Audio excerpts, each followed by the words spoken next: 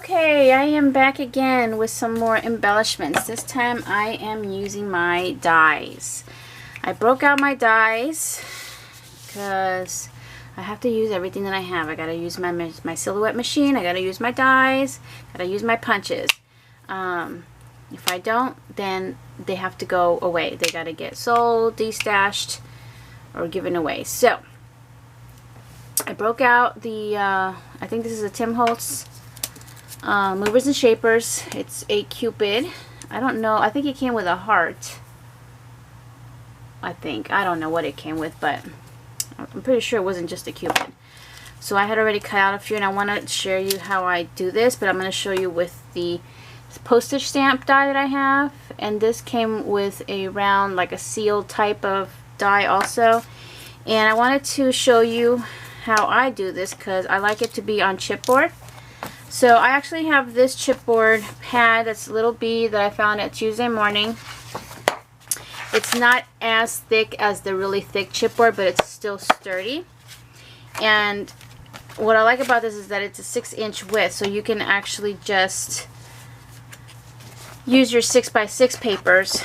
And what I did with this one is I took the whole 6x6 and glued it down with my wet glue, let it dry real quick, and that wet glue I use dries really fast, and cut off the excess piece that I didn't need. And then I still had another 6x6 piece left over, so I'm gonna do this one, but instead of gluing a whole 6x6, because all I need of these are 4 of these, you know, so I'm just gonna do this. I just cut a strip of each, and this way I don't waste these two, because maybe I don't want to use this again the same way. I might do something else with it, so I don't like to waste, you know, and if I know I'm not going to do so much with it. So actually I need my we're just going to use this now for a mat because I don't have time to break out the other mat. I'll put that away. So this is the glue that I'm talking about. This is one of my favorite glues aside from hot glue. I think I only like 3, or I have 3 favorite glues, which is hot glue, this quick dry, and the glossy accents. And then I do have a third, which is an optional, this tacky one here. But I usually go, because that doesn't wet your paper as much as this, but still. This dries really fast, and I'm just going to glue, I'm not going to go too crazy. Put down my paper.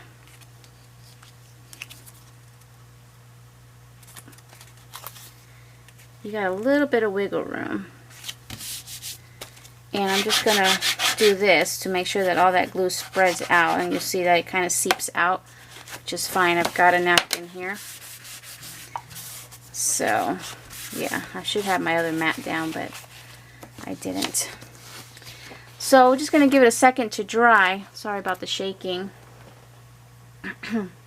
Yeah, so I wanted just to make a few embellishments. I'm going to still do some more, but it's going to be off camera. And what I'm going to do with these afterwards, I'm going to ink the edges, which I have to take that out. And I'm going to glossy accent them. I might even sprinkle some glitter in there.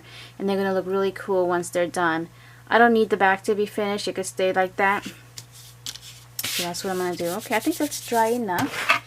And for the movers and shapers, you do need one of those base trays to put it in. Not this one, this one.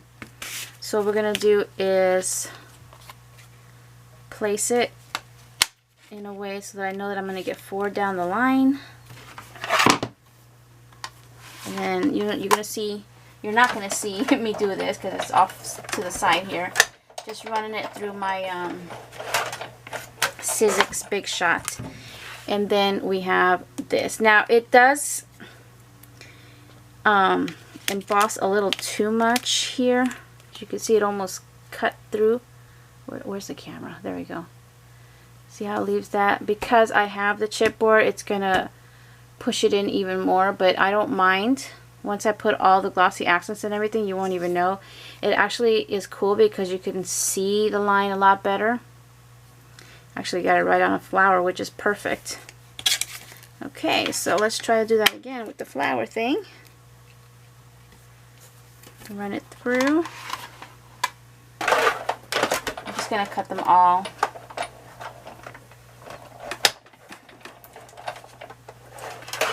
On camera just because. There's another one where I got a little bit of flour. And let's see if I can grab, I guess the little ones would be fine. Let's see, maybe this one right here.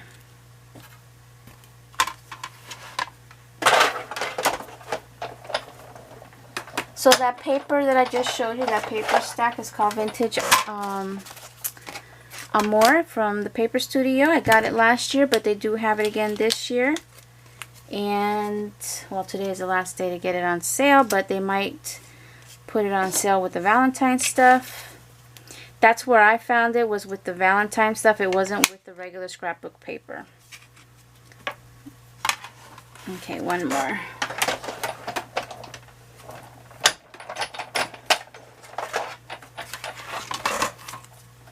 Okay, so I did pretty good getting flowers in my images. There's the 4 of them. And they're nice and sturdy because they're on the chipboard. And I didn't waste, you know, all of this to cut that out. Let me just put this to the side now. I won't do everything on camera. I just wanted to show you a little bit here and there as I go. I'm going to grab some ink, and today, let's see, what distress ink do I want to use? I think we'll go with tea dye. And we'll just use tea dye today. So I use distress inks from Tim Holtz. Every now and then I want to distress a little something. Let's see if this is the right one. I'm not sure. Yeah, this is it. So I've had these daubers for a while, and I like to use them for my distressing. I won't use anything else. And I got these online. I don't remember where. It's been a while. So I'm just going to go ahead and do my edges. It's very... You barely notice the difference, but hopefully you could see it. It's just a little bit of distressing, a little vintage look.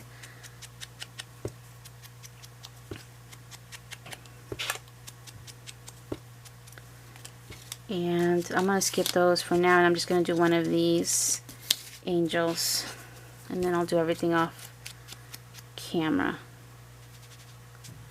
It's a little harder here, and you'll see that it looks different because the background is kind of pink. The result's a little bit different as far as how that brown looks on here. Almost looks reddish.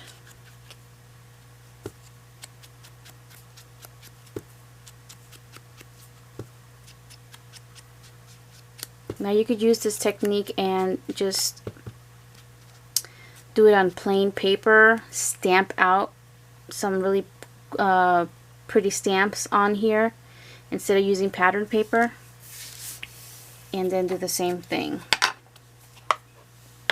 Okay, so where is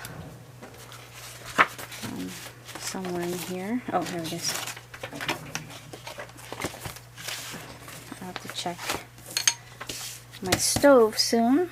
Alright, so we're just going to do the stamp first. I'm going to use my glossy accents, and I'm going to cover it, and it's just going to give it a nice glazed look.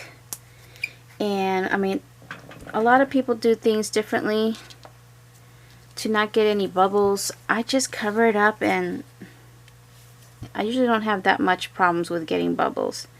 And this is a brand new bottle, so everything is running nice and smooth. But you want to try to cover everything.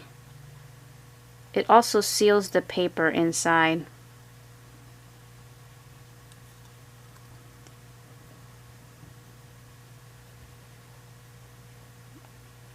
Now eventually I'm going to put this down on the table so I could finish, but I just want you to see what I'm doing.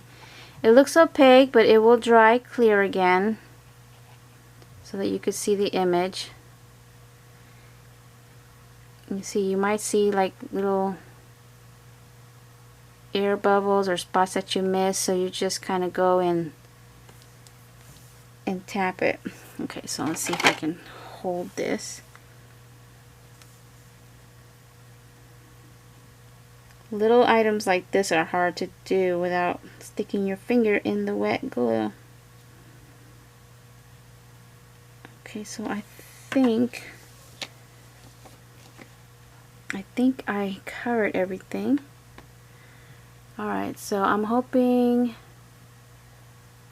that you could see that. It's completely covered, and that is going to dry clear. Now I'm going to do this larger one. And be careful, you're going to let that dry, set it aside, don't touch it. Just let it go overnight if you have to. So don't make this for a project that you need like right now. This is something you would do the night before you need to use this. This is the only time that I actually have some patience, because I know this has to dry right. You just can't touch it. Usually I don't like waiting for things to dry. You do not want to use your heat tool with this because it will bubble up the glue.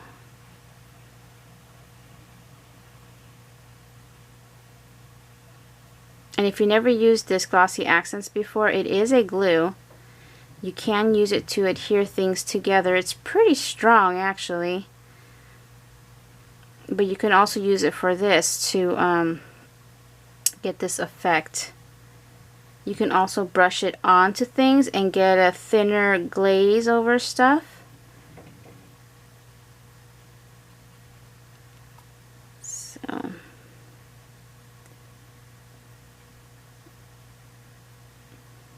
okay, I'm just about done. I'm looking to see if I have any spots, and I just got to finish this leg.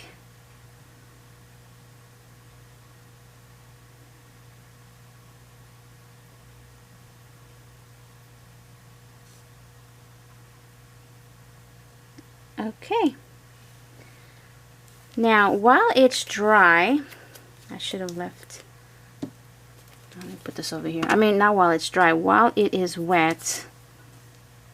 Let me get you back over here. I am going to sprinkle in some glitter, but let's see which one I want to put in here. I want to do a transparent and thin glitter. I want to give it some sparkle. And I don't know where my little spoon is, so I'm just taking my dry stickles. These are the Ranger dry stickles, distress stickles, and I'm just gonna sprinkle it in, just a touch, just to give it some sparkle. And when it dries, it'll be all in there. You can still see through it because it's kind of a transparent. I think, let's see, I can't. Okay, those are my neighbors. They're kind of crazy. They're very noisy when they come home. Okay, so that's it. And then again, it will dry more clear. Let's see if I could zoom in for you. I don't want to lift it up because, let's see, right there. Okay. Okay, so that's all I have for you now. Thank you all for watching, and I'll be back with some more. Bye now.